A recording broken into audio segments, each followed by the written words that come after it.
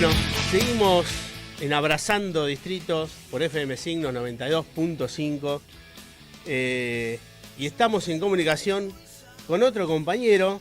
Estamos en comunicación con Damián Descalzo, que humildemente me dijo presentarme como abogado y profesor universitario, pero bueno, tiene un extensísimo currículum. ¿Qué tal, Damián? ¿Cómo estás? Por acá te saluda Sergio. Buenas tardes, Sergio. ¿Cómo anda todo? Bien, todo bien. Por suerte todo bien. En esta tarde media fea, de frío, mucho viento. Sí, pero bueno, hay que acostumbrarse, ¿no? El invierno es así y ya se está yendo. Ya falta poquito para la primavera.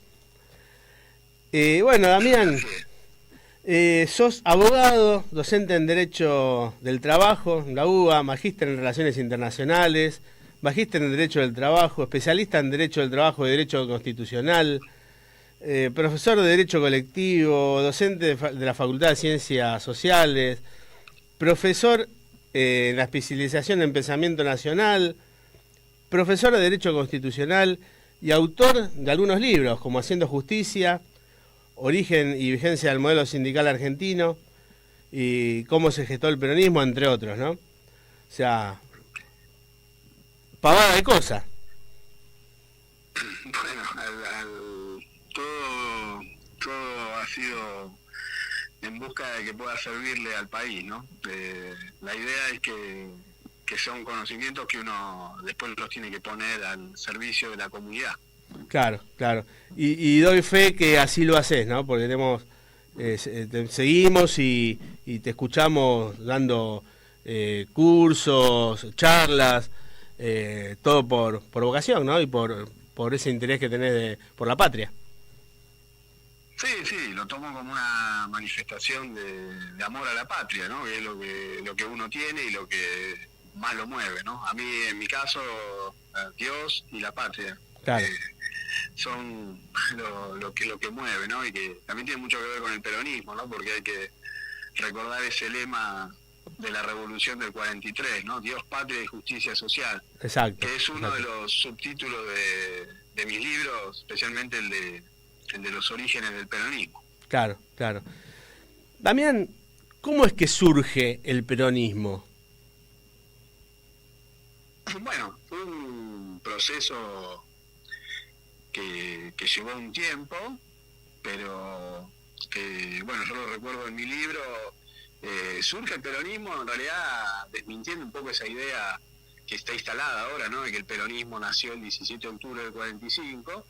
El peronismo surge antes, ¿no? Y no es que sea una tesis original mía, sino que la misma Evita, que fue la primera historiadora del peronismo, ¿no? Hay que recordar a esas clases que daba en la Escuela Superior Peronista, que justamente eran clases de historia del peronismo. Esa era la materia que daba Evita, justo hoy, un día que está íntimamente vinculado, ¿no? con la compañera Evita. Y Evita decía, ¿no? Dice, el peronismo nace en el momento en que Perón se empieza a encontrar con los obreros en las oficinas respectivas, ¿no? Tanto en la Secretaría de Trabajo, antes en el Departamento Nacional del Trabajo. Ahí empieza el peronismo. Es verdad que el 17 de octubre es como su primer victoria, dice Evita. Pero el peronismo, yo entiendo, así resumiendo, ¿no? Porque podría llevarnos muchísimo tiempo, pero surge en el momento en el que se forma se completa la triada, ¿no? La triada que yo entiendo que se da cuando los obreros suman su apoyo a la Revolución de 1943.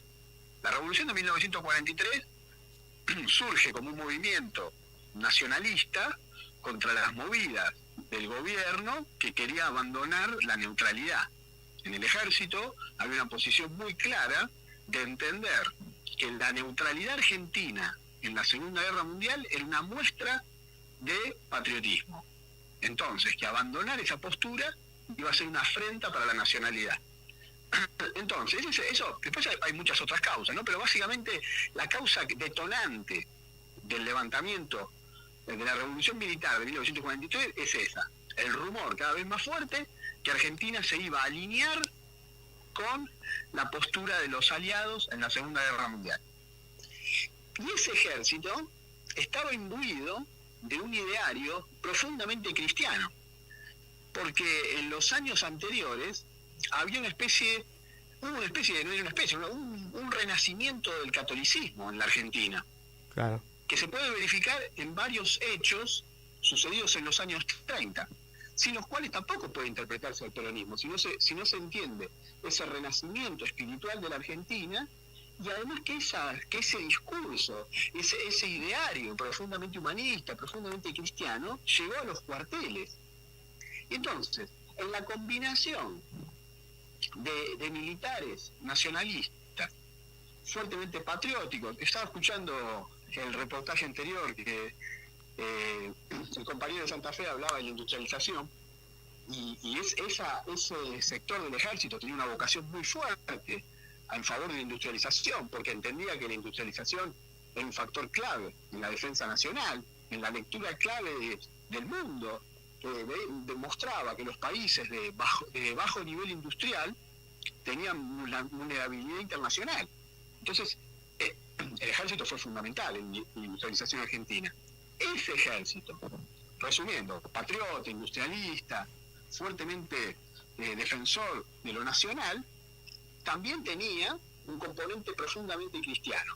De todo ese conglomerado, el más lúcido de los miembros de esa camada militar, el por entonces coronel Perón, es el que también entiende que toda esta voluntad patriótica del ejército y esta orientación humanista cristiana, necesariamente, hasta diría por culminación, y llevar a su máxima expresión los consejos y los principios de la doctrina social de la Iglesia, implicaba necesariamente dar inclusión a los sectores obreros. No se podía gobernar sin cobijar dentro del seno de la revolución a esa enorme masa de trabajadores a los que había que transformar en un pueblo, a los que había que llevar a los principios humanistas cristianos, ¿no? Porque hay que entender que las masas obreras de la época se sentían atraídos por otras corrientes ideológicas, que la misma doctrina social de la Iglesia también lo declara, ¿no? Dice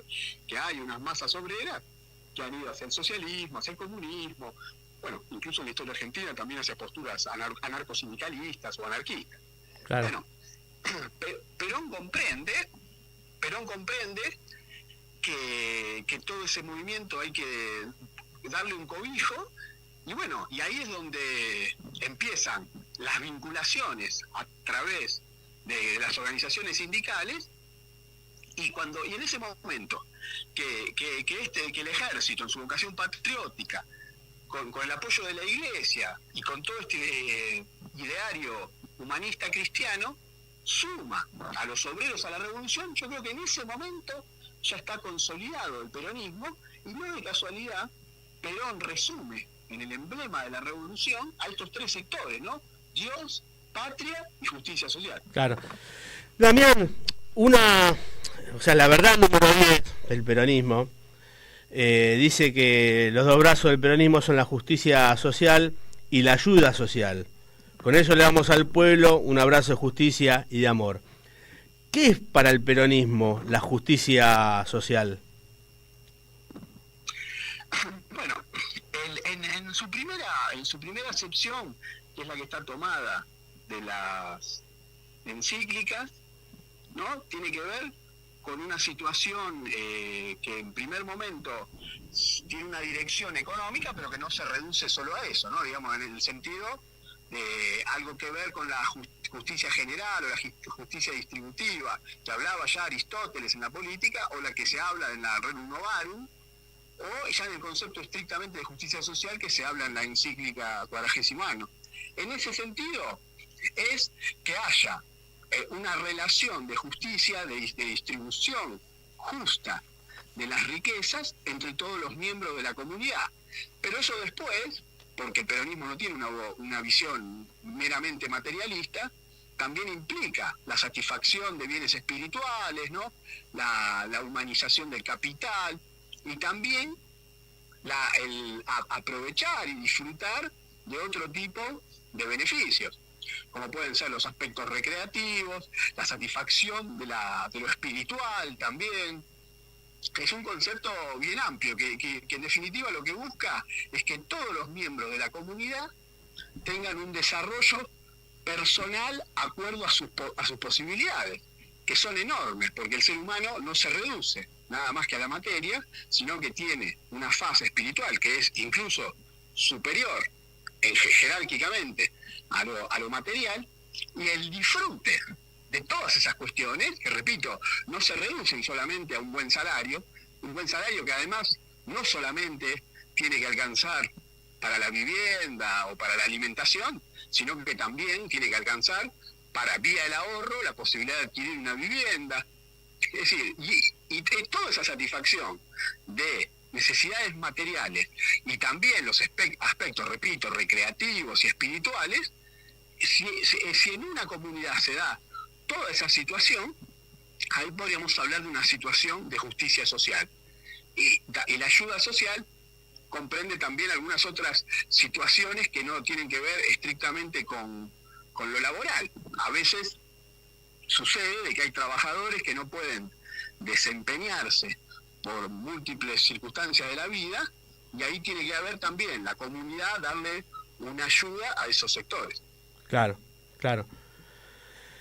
Bueno, Perón hablaba de la comunidad organizada, ¿no? Sí, la comunidad organizada es un concepto que está íntimamente ligado a esto que mencionaba recién, ¿no? Es donde se da una organización donde todos los sectores colaboran con el bien común sin dejar de lado la faceta personal, ¿no? Digamos, el peronismo le escapa a los extremos, le escapa a los extremismos y tiene una vocación de equilibrio, ¿no? Las verdades peronistas que vos mencionabas recién nos habla de un equilibrio entre la persona y la comunidad, que están y busca romper y superar los extremos. El extremo del totalitarismo, que buscaba anular a las personas o los intereses individuales, y el extremo contrario, que es el que hoy está muy en boga en la Argentina, porque lo pregona el mismísimo presidente de la Nación. El extremo contrario decía del egoísmo, del individualismo, es decir, la exaltación del individuo. Entonces el peronismo, la comunidad organizada, es justamente dejar de lado esos extremismos, ni el totalitarismo que quiere borrar a las personas, ni el individualismo que quiere eliminar a la comunidad como tal. Claro, claro. Damián, bueno, Eva Perón fue uno de los pilares del peronismo y uno de los pilares del general, ¿no? ¿Cuál fue el papel que desempeñó Eva dentro del peronismo? Bueno, sobre esto se ha escrito mucho, a veces algunos la subestiman y otros la quieren sobreestimar. Yo creo que lo correcto en este punto es entender que ella tuvo un papel muy importante, por supuesto el mismo papel que ella se asignaba, ¿no? Una idea de ser un nexo entre el líder y el pueblo. Hay muchos personajes que a veces cumplen ese rol, y a veces, pero ninguno con la dimensión que tuvo Evita, ¿no? Esta idea de que hay un gran conductor, que hay un pueblo, y que también puede haber intermediarios que sirvan para acercar a los problemas, porque a veces el poder y las decisiones estratégicas de Estado no permiten a veces estar en lo cotidiano. Y todo poder necesita tener eso, ¿no? Una visión estratégica, pero nunca, otra vez, ¿no? Alejándonos de los extremos, ni una visión tan estratégica que haga olvidar de los problemas cotidianos, ni tan chiquita que de perderse en los problemas cotidianos se olvida de las grandes ideas. Bueno, Evita funcionaba como un nexo, ¿no? Para que ese pueblo y las necesidades de todos los días de los ciudadanos puedan llegar a ese gran conductor. Cumplió un papel enorme, ¿no? Cumplió un papel enorme. Hoy se celebra un aniversario, ¿no? del Congreso, del Cabildo Abierto, del justicialismo del 51, ¿no? Donde el pueblo la quería llevar a la vicepresidencia de la Nación. Bueno, diversas circunstancias, tal vez no del todo aclaradas o con visiones distintas de por qué eso no se pudo dar, pero sí tenemos claro que más allá de la formalidad, que no fue vicepresidenta, pero igual nadie ha opacado su grandeza, y el lugar que tiene en la historia lo tiene bien ganado por todo lo que ha hecho en esos poquitos años de vida en lo que estuvo en la función, no diríamos pública, pero sí, pública en el sentido tal vez no por un cargo formal, sino por su actuación decisiva en apoyo y en mejora de la comunidad. Claro, claro. Damián, para pasar un poco a la actualidad y analizar un poco hoy, ¿cuál es el contexto del peronismo? ¿Cómo ves al peronismo hoy? Bueno, al peronismo lo veo en una situación de cabildo, podría ser de cabildo abierto, con circunstancias muy diferentes a la de 1951, pero en una discusión y como todavía choqueado por diversas circunstancias, A ver, hay que entender que la situación actual de la Argentina se explica por el grado de división que ha habido en el peronismo hace años. División, falta de liderazgo. Estos son lo que yo marco ya de hace años, vengo marcando, que son los grandes problemas del peronismo. Unas desviaciones, digamos, un alejamiento de la realidad de gran parte de la dirigencia peronista. Y cuando vos te alejás de la realidad sigue su curso. Es decir, los caprichos ideológicos no transforman la realidad. Claro. En ese sentido, el peronismo adhiere a una corriente realista, ¿no? Que entiende que uno por supuesto que puede modificar en parte la realidad, pero no la puede cambiar completamente a través de caprichos ideológicos. Y bueno, hubo una dirigencia que se alejó. Hablamos de esto de la cotidianidad. Bueno, hay que tener un ejemplo claro de quienes se aislaron de la realidad y se alejaron de los problemas cotidianos de la realidad. Por eso estuvieron durante años discutiendo temáticas y problemas que no eran los del pueblo. Y eso se fue pagando en elección tras elección, hubo muchos avisos. Y bueno, hoy, ¿qué puede suceder con el peronismo? Y bueno, estamos en este momento de ebullición, que este momento de discusión y ebullición lo que marca es que por lo menos el peronismo sigue existiendo, ¿no? Claro. Porque si no hubiese esta discusión estaríamos hablando de un movimiento político muerto. Claro. No, yo creo que sigue vivo y que por eso se está dando la discusión en todos los rincones de la patria de ver cómo el peronismo puede acercarse a la realidad. Claro. Yo el otro día hablaba en un acto en Vicente López, Sí. de esta cita de León XIII, de que cuando una sociedad se desmorona, lo que exige la situación es volver a los principios, ¿no? Es decir, bueno, algo hemos hecho mal, nos alejamos de nuestro fin, entonces nos hemos enfermado, lo sano es volver a los principios, a los que nos dieron sentido. Bueno, eso lo decía el Papa León XIII en Rerum Novarum, hablando del universo, del mundo, ¿no? De la situación mundial.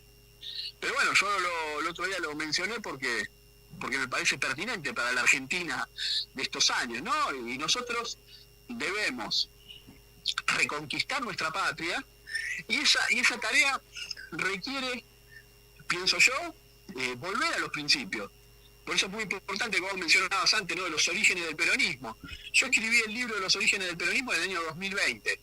También ya había, porque hay problemas de tergiversaciones o la sensación de que gran parte de la dirigencia se estaba alejando demasiado de los principios, y alejarse de los principios también es alejarse de la realidad, ¿no? Claro. Bueno, yo creo que el peronismo, si tiene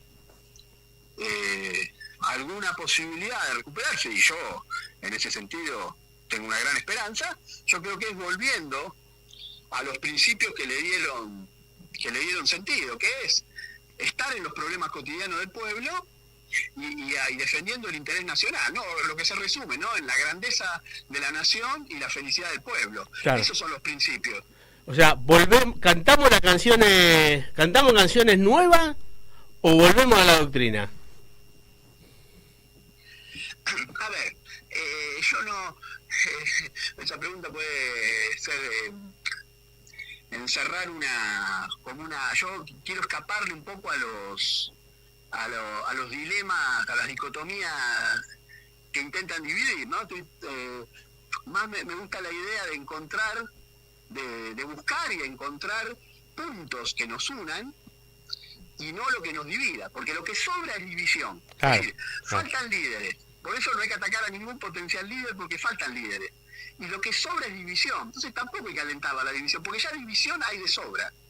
Entonces, por esto de las nuevas canciones, la doctrina, yo, por supuesto que a la doctrina hay que tenerla siempre presente, pero también la doctrina implica, no voy a decir nuevas canciones, primero porque no me gusta relacionar el peronismo a la música, pero además que no soy muy del palo de la música, pero digo, sí que la misma doctrina hay que tener en aspectos, no en los principios, pero sí en muchos aspectos de la doctrina. El mismo Perón decía. Es más, cuando él lanza la Escuela Superior Peronista, que lo mencioné antes cuando hablaba de Evita, él dice, una de las funciones de la escuela es mantener al día la doctrina. Imaginamos, eso lo dijo en 1951. Claro. Es decir, no hay que poner la idea de... A ver, la doctrina no es pétrea, no es algo eterno. La doctrina tiene principios eternos, pero no toda la doctrina es eterna. Claro. Por eso digo, no hay una necesidad de decir, ¿es doctrina o es algo nuevo? No, la misma doctrina para el peronismo implica que hay necesidad de ir modificándola. Lo que no se puede hacer es tergiversar sus principios. Ahí sí, le digo, no, los principios del peronismo no se pueden tergiversar, pero sí... Eso no implica que determinado tipo de innovaciones o modificaciones, eso no significa que estén reñidos con el espíritu del peronismo. Clarísimo, Damián. Bueno, hemos llegado al final, la verdad que nos quedamos corto de tiempo, nos gustaría invitarte para algún día que pueda venir acá a la radio y bueno, disponer de más tiempo, quizás de toda la hora del programa. Sí, con todo gusto. Yo justo ahora porque... Tengo otro reportaje con unos compañeros de Lanús, pero en otro momento puedo ir y sí, con todo gusto, personalmente, yo estoy relativamente cerca de ustedes, estoy también ahí en la zona norte, más para el lado del río de San Fernando, pero sí, ya seguramente vamos a poder acordar y a mí va a ser un honor estar con ustedes ahí en la radio. Muchísimas gracias, Damián, por tu tiempo, estamos en contacto. Abrazo grande, un gusto. Abrazo. Bueno, pasó Damián Descalzo, abogado y profesor universitario. Será hasta la próxima, en el próximo encuentro Abrazando Distritos. A cada momento estamos a tu lado. Estamos